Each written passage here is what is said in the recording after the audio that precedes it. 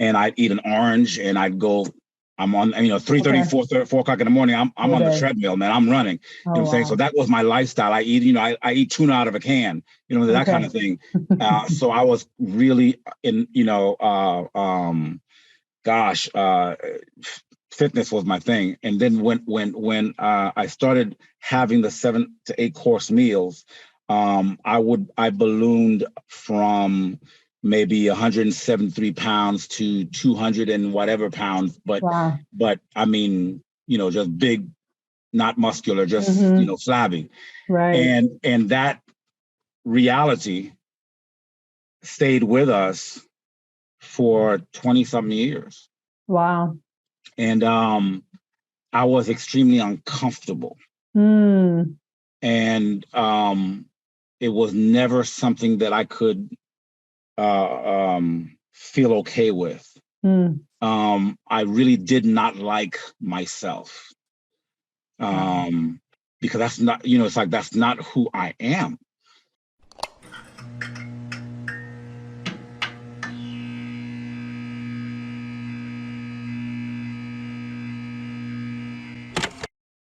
Hey friends, this is Tiara Cersei with Kingdom and Culture, and today I'm so excited to have our guest, Cameron Arnett, with us. Hey Cameron. Hello there. How are you? Man, fantastic. I'm thinking about this crazy question of authenticity that you asked. Authenticity. It's what it's all about during this Yes. pop-up season, and I'm so excited that you're going to be sharing your short story with us. So without further ado, I'll turn it over to you. Short story, very short story.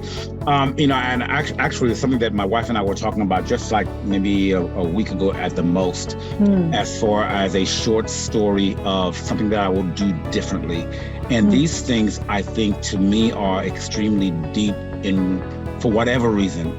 When you start thinking about what I would have done differently, it becomes immediately, impactful to you. So something that I would have done differently is that I've always been a very athletic, very fit individual. I love fitness. I love things that make you work. I mean, I love all of that. And whether it's been in my football years, whether it's you're talking about wrestling, whether you're talking about, baseball, all those things I've been a part of, and all of it has been, martial arts, all that. And so everything is about fitness and tightness and body and this, and of course, when I got saved, I ended up going to this church up in New York that taught me how to get saved, and that taught me that the things of the flesh, and that being fit was something like something of the flesh, and so I let all of that go. Wow. And I mean, I went from being very fit, muscular, shredded kind of a martial artist to, lost everything. Weight. Just became a blob, really. And then from that point, I went. This was when I was in New York, and then from that point, I moved to New York, to Long Island. Not Long Island, to Atlanta. And the thought again became, get shredded, get this and get all that. But when I actually got together with my wife now here in Atlanta, I had gotten fit all over again. Right. Okay. I had, wrestled against all them demons and gotten very fit, very, comfortable where I was in my body and everything else. And then I got married. Okay. With BJ Arnett. And BJ Arnett started cooking 7 to 8 course meals. Showing out.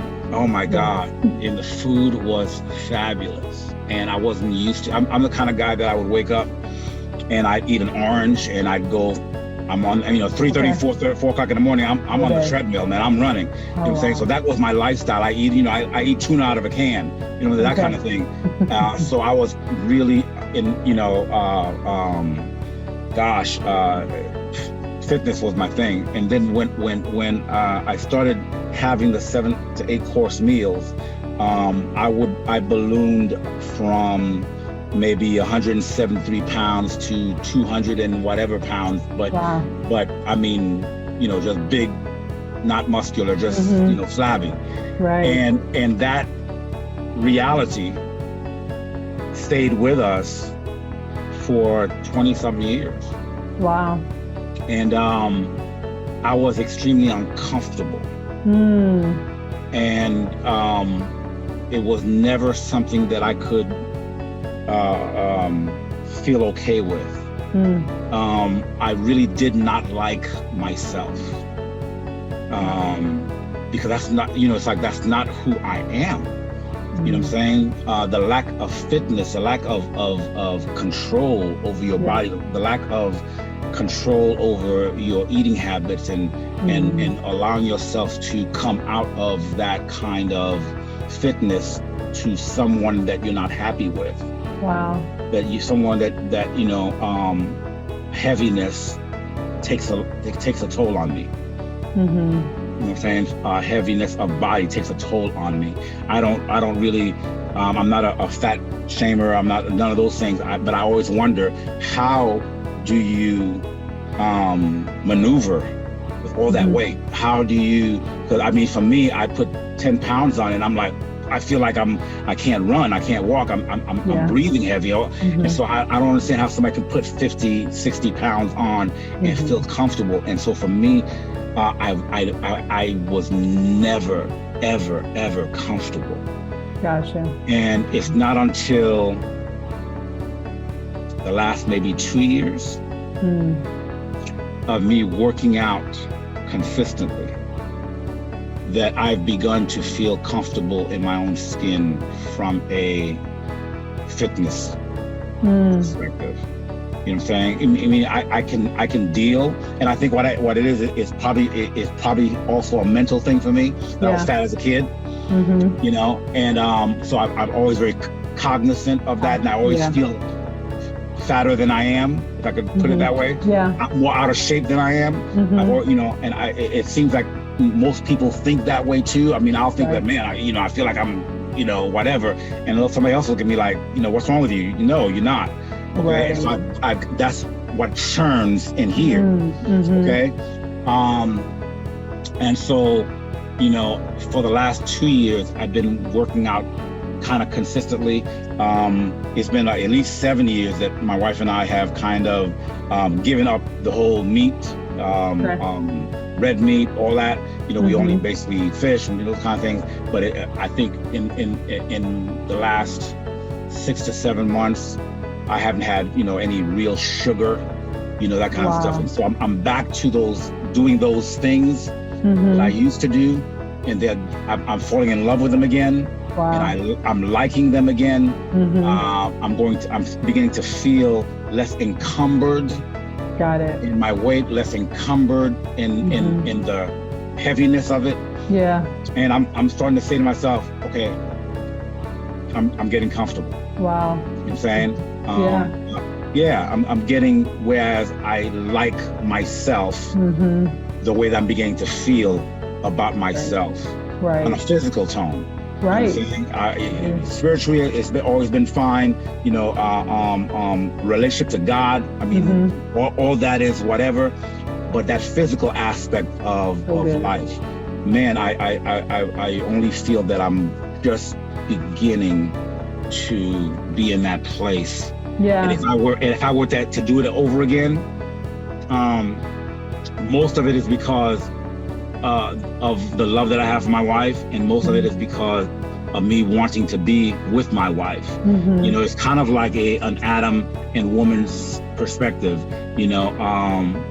Adam got into this problem because he wanted to listen to his wife. You know what I'm saying? And I think a lot of it for me physically has been because I've wanted to listen to, I've wanted to be with, I wanted to, so that, because if I had to do it again, I wouldn't eat those 7-course meals. Yeah. I wouldn't put aside the work ethic of working out. Yeah. The way that I was used to, having to regain it is hard. Yeah. If anybody has tried to lose weight, my God, man, you can breathe food and gain weight, and you have to not eat for 25 hours to lose half a pound. So it's hard. It is hard. It's not easy on anybody, and the older you get, the harder it is to fulfill. Absolutely. And so I would have looking back, I would have really remained more disciplined in that area of my life. Wow, that's so good. Thank you for sharing that. I think it's interesting that you equated authenticity with your temple, and how there literally is such a link and a tying to how we treat our temples and authenticity before the Lord. You know what I'm saying? There's literally a tie between those two things. Yeah. Physically, and it is very apparent, like you said, like even as we get older, it's harder because things happen in our hormones, especially for women, and things happen in our bodies, and our metabolisms aren't moving as fast. But there's, to keep the discipline over the years makes it that much easier at the later years of life, because definitely your body starts to change. And so, the discipline of, just considering and thinking now, right, so that we don't have to pay that price again or work double as hard later. Yeah, and I think for me, the authenticity too is being true to the true you, because I think when you get married, there is a natural taking on of the other person. Yeah. And I think that's a good thing. For this reason, Charmaine, Leon's his mother and father, and Cleon's his wife. Yeah, right. So that's a right thing. That's a good thing. I think what happens, however, sometimes is that we take each other's frailties. Yeah. As opposed to giving each other our strengths. You know what I'm saying? And finding the time and way to maneuver to giving and receiving strength, as opposed to giving and receiving frailties. And I've always said to my wife, the issue is that I blame me, because what happens is that you're not enticed by something that's not already in you.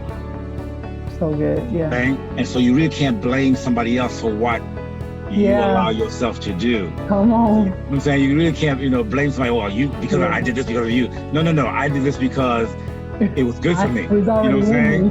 Now, and I have to admit, and that's part of recovery, I think. Right. Is admitting, this didn't happen because of you. This happened because of me. Because in the other areas that you may be frail in and I may be, stronger in, it didn't happen there. So obviously I didn't have that weakness in me to begin with in another area. Yeah. So, but in that area, man, I love to eat. I love food. I like I said, exercise was the easy part. Right. But abstaining from food was the hard part for me. Yeah. Which means that in my body, I wanted to eat it all. Right. And once I got the opportunity to be with someone that I could eat it all and enjoy it, well, then I let it take it over. But so now pulling away from that also has, it's a fine line of disciplining myself now to eat correctly and exercise, and yet not pulling away myself from my wife. Yeah, right. That is a tricky authenticity. Yeah. Because both don't have to happen at the same time. Right. There is a way for you to remain one and yet still be authentic to the true you. Sure. And I think that is where the Holy Spirit and obedience to Him and realizing how to, because He is the fine tuner operator. Absolutely. You know what I'm saying? Yeah. When He's between soul and spirit or whatever. His word reaches into that. I mean, what man can't suture, cut through, He can. Yeah, absolutely. And His ability to cut through all that and suture you to as husband and wife together, and yet suture away from you your frailties. Yeah. Only God can do that, but it is doable. That's beautiful. And also, just the reality that as people and humans, even as two are becoming one and continuing to evolve together, that's okay to allow that evolution to look differently, right? Maybe it was 7 course meals at the beginning of the marriage. 20 years later, we're not eating 7 course meals. We're not even eating meat. Yeah, right. We're not eating meat, you know? And the beauty of it is that, to your point, you and BJ stayed together through the journey of everything and how it looked, and you being able to come to a point where it's like, hey, you know, like, here's where I'm struggling, and she's seeing that in love and being like, you know what, let me help you out. I can make this and it's still really good, and still healthy, you know, that's and exactly still what we do. and that's beautiful. That's exactly what we do. That. Well, Cameron, any last thoughts or even like any recommendations on people that are struggling? Because when we talk about weight, and we talk about, you know, health in the body, that's a real thing that everybody is definitely dealing with. So I'm so grateful that this is your short story to share. Any, like, what was it, or what is your biggest maybe recommendation to our listeners on something that a tangible takeaway that they can take away today? Well, you know, something that I think you and I have talked about, you know, offline in a sense, is I recommend lordship. I really recommend obeying God, and I really recommend fine-tuning yourself to his voice and to his heart and to his mind for you specifically, alongside with your spouse, but for you specifically. There is an authentic you that God has in mind, and he has that in mind for the goodness of the other. So good. Yeah. And so when you come together, there is a similitude of frailty that you have to be careful of, because you're there to add your strengths to each other and kill those frailties. However, because we are so much human, so we are so much, and I don't mean flesh in a negative, you know, evil way. I mean flesh in that we're frail. That we our tendency is to allow our frailties to get together and have a party, as opposed to allow our strengths to get together and conquer. That's you know, that means that it's work. Yeah. You know what I'm saying? It's enduring something that is fighting against you. So everybody has a tendency to giving way to the easier thing, taking the road more traveled by people, if you would. Sure. And so I recommend lordship. And but practically speaking, from a weight perspective, man, I think you know, as the Bible says, man, push away from the table, in a sense. You know, if you're sitting with a ruler, man, watch what you're eating. You know, if you there's all this portions, you know, and we live in a world too that the food that we eat is not really even food anymore. And so it's even beyond you. You know, there was a time in this country where at least the food that you ate was actually food. Now so much of it is something else that we don't even know what it is. I mean, you got you know, people trying to grow, you know, 5 or 6 different wings on a chicken in order to, and you know what I'm saying, in order to make more money. They're growing extra wings on chickens. How do you do that? They're growing extra parts on pigs. You know what I'm saying? They're doing stuff with your food. Even seeds are not seeds anymore. They're modified, genetically modified seeds. Everything, you know, so you know, when you eat a banana, it's not even a real banana. You know, that kind of stuff. It's like it's beyond you. So you have to be able to walk away from the food, get drenched in prayer, because a lot of it is now. You know how the Bible says that you have been delivered from this present evil world. That's the will of God for you. There are things that are happening in this world that haven't happened before. And you have to draw on the supernatural power of God to receive deliverance from this present world. You know, there's different stuff in this world that wasn't in the world, you know, years ago. And you have to be able to receive supernatural deliverance from that. Because it's part of it is beyond you. You know, even when you're trying to eat the right thing, you're eating part of the wrong thing. It's not, and it's out of your hands. You have to stop eating altogether. The way that they do things today. So controlling, being aware of that. And being aware of what. Being aware of that. And as you grow older, and no matter what age you are right now, as you grow older. If you're young, don't lose the discipline of activity. Yeah. The younger you are, the more that you continue, the easier it is to do as you get older. But as you get older, be very mindful of being active. Yeah. Don't let the couch eat you up and kill you. Move that body. Move it. Oh man, move that body. You know, and again, it doesn't mean, I mean, if it's swimming, if it's walking, it doesn't mean that, you know, you have to go out there and play football and be basketball. No, it means that you have to be extremely active in a way that supports your, you know, cardiovascular life,